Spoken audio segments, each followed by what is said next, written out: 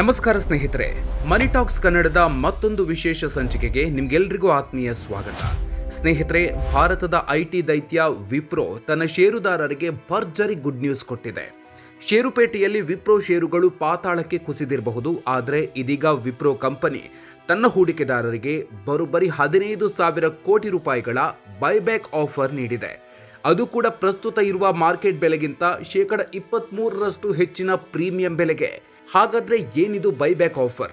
Retail ಹೂಡಿಕೆದಾರರು ಅಂದ್ರೆ ನಿಮ್ಮಂತ ಸಾಮಾನ್ಯ ಜನರು ಈ ಬೈಬ್ಯಾಕ್ನಲ್ಲಿ ಭಾಗವಹಿಸೋದು ಹೇಗೆ? ರೆಕಾರ್ಡ್ ಡೇಟ್ ಯಾವುದು? ಒಂದು ವೇಳೆ ಬೈಬ್ಯಾಕ್ ಆಫರ್ನಲ್ಲಿ ಭಾಗವಹಿಸಿದ್ರೆ ನಿಜಕ್ಕೂ ನಮಗೆ ಲಾಭ ಆಗುತ್ತಾ ಅಥವಾ ಹೊಸ ಟ್ಯಾಕ್ಸ್ ರೂಲ್ಸ್ನಿಂದ ಲಾಸ್ ಆಗುತ್ತಾ? ಬನ್ನಿ ಇವತ್ತಿನ ವಿಡಿಯೋದಲ್ಲಿ ಡೀಟೇಲ್ ಆಗಿ ನೋಡೋಣ. ವಿಡಿಯೋ ಶುರು ಮಾಡೋದಕ್ಕೂ ಮೊದಲು ನೀವಿನ್ನು ನಮ್ಮ ಮನಿ ಟಾಕ್ಸ್ ಕನ್ನಡ ಯೂಟ್ಯೂಬ್ ಚಾನಲ್ಗೆ ಸಬ್ಸ್ಕ್ರೈಬ್ ಆಗಿಲ್ಲ ಅಂದ್ರೆ ಈಗಲೇ ಸಬ್ಸ್ಕ್ರೈಬ್ ಆಗಿ, ಹಾಗೆ ಪಕ್ಕದಲ್ಲಿರೋ ಬೆಲ್ ಐಕಾನ್ ಪ್ರೆಸ್ ಮಾಡಿ. ಏನಿದು ವಿಪ್ರೋ ಬೈಬ್ಯಾಕ್ ಆಫರ್? ಬೆಲೆ ಎಷ್ಟು? ಸ್ನೇಹಿತರೆ, ಮೊದಲು ಬೈಬ್ಯಾಕ್ ಅಂದ್ರೆ ಏನು ಅಂತ ಶಾರ್ಟ್ ಆಗಿ ಹೇಳ್ತೀವಿ. ಯಾವುದೇ ಒಂದು ಕಂಪನಿ ಷೇರುಪೇಟೆಯಲ್ಲಿರುವ ತನ್ನದೇ ಷೇರುಗಳನ್ನು ಹೂಡಿಕೆದಾರರಿಂದ ವಾಪಸ್ ಖರೀದಿಸೋದಕ್ಕೆ ಬೈಬ್ಯಾಕ್ ಅಂತ ಹೇಳ್ತಾರೆ. ಕಂಪನಿಯ ಬಳಿ ಹೆಚ್ಚು ದುಡ್ಡಿದ್ದಾಗ ಅಥವಾ ಷೇರಿನ ಬೆಲೆ ಕುಸಿದಾಗ ಅದನ್ನ ಮೇಲಕ್ಕೆತ್ತಲು ಕಂಪನಿಗಳು ಹೀಗೆ ಮಾಡ್ತವೆ.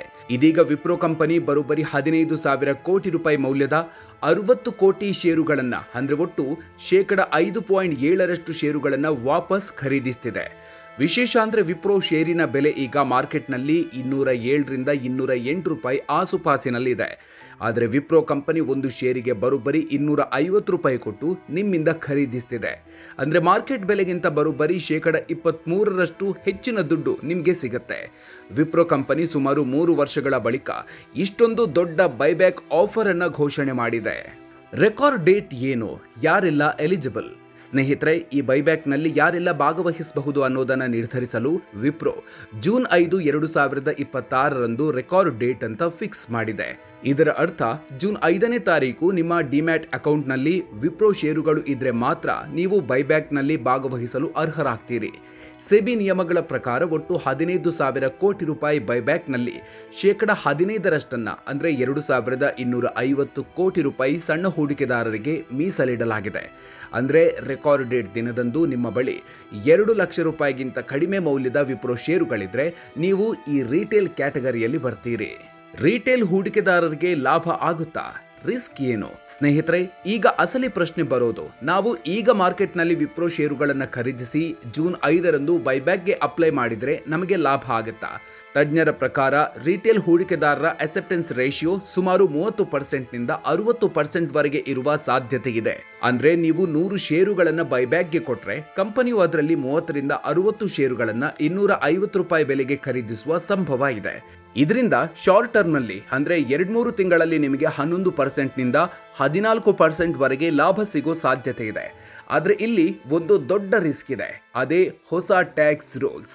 ಈ ಹಿಂದೆ ಬೈಬ್ಯಾಕ್ ಮಾಡಿದ್ರೆ ಆ ಷೇರಿನ ಮೇಲಿನ ಲಾಭಕ್ಕೆ ಕಂಪನಿಯೇ ಟ್ಯಾಕ್ಸ್ ಕಟ್ತಿತ್ತು, ಹೂಡಿಕೆದಾರರಿಗೆ ಟ್ಯಾಕ್ಸ್ ಫ್ರೀ ಆಗ್ತಿತ್ತು. ಆದ್ರೆ ಏಪ್ರಿಲ್ 1ರಿಂದ ರೂಲ್ಸ್ ಚೇಂಜ್ ಆಗಿದೆ.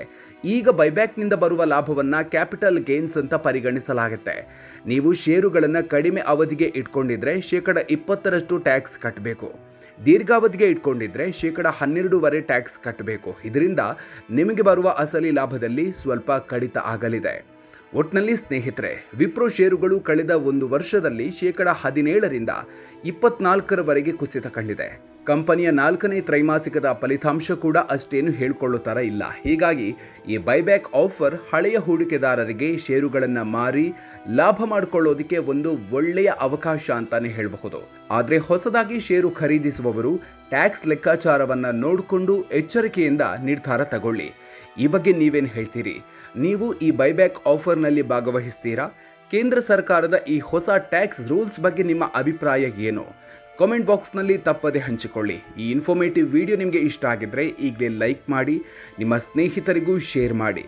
ಬಿಸ್ನೆಸ್ ಮತ್ತು ಷೇರುಪೇಟೆಯ ಇಂಥ ಲೇಟೆಸ್ಟ್ ಅಪ್ಡೇಟ್ಸ್ಗಳಿಗಾಗಿ ಮರೆಯದೆ ನಮ್ಮ ಮನಿ ಟಾಕ್ಸ್ ಕನ್ನಡ ಯೂಟ್ಯೂಬ್ ಚಾನಲ್ಗೆ ಸಬ್ಸ್ಕ್ರೈಬ್ ಆಗಿ. ಮುಂದಿನ ವಿಡಿಯೋದಲ್ಲಿ ಮತ್ತೊಂದು ಇಂಟ್ರೆಸ್ಟಿಂಗ್ ವಿಚಾರದ ಜೊತೆಗೆ ಮತ್ತೆ ಸಿಗೋಣ. ಅಲ್ಲಿವರೆಗೂ ನಮಸ್ಕಾರ.